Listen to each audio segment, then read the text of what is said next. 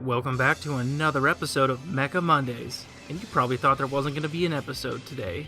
Joke's on you. Anyways, so I got kind of bored this past weekend, and I've been looking for something to play, so I went onto the old PC and look what I found.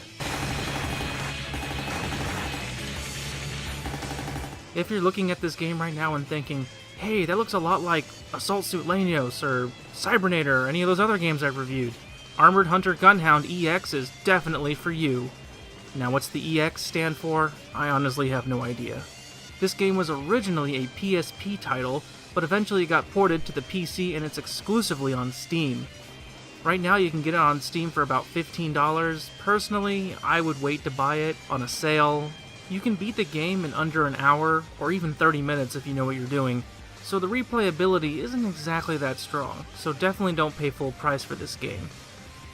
So, what is Armored Hunter Gunhound? Well, it's a throwback to that sweet 16-bit era where explosions were loud, controls were tight, and boss battles were humongous.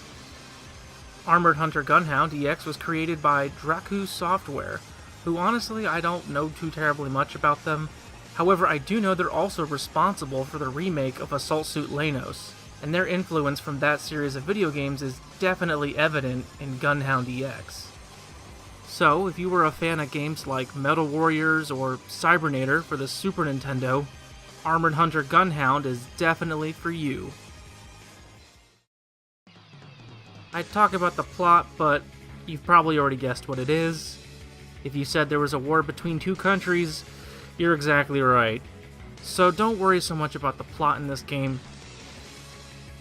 This game was meant to be played with a gamepad, so if you have an Xbox 360 controller laying around, definitely use that. Now on to the game itself. So as you can see, you've got a mech, you've got guns, and you've got bad guys to shoot. You've got a standard Vulcan gun that fires and reloads, it's infinite ammo, which is kinda nice, but you also have an anti-air weapon, pretty much a cannon. It's rechargeable as well, does some heavy damage, but use it sparingly.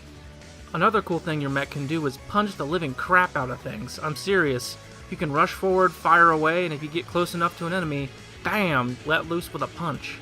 And last but not least, you've got a missile launcher. Once you lock onto a target, fire away, you'll pretty much kill anything that moves. The game also lets you customize your mech. Now, not right away though, you've got to play and unlock some upgrades and whatnot, but you can go back and replay any mission you want once you beat it.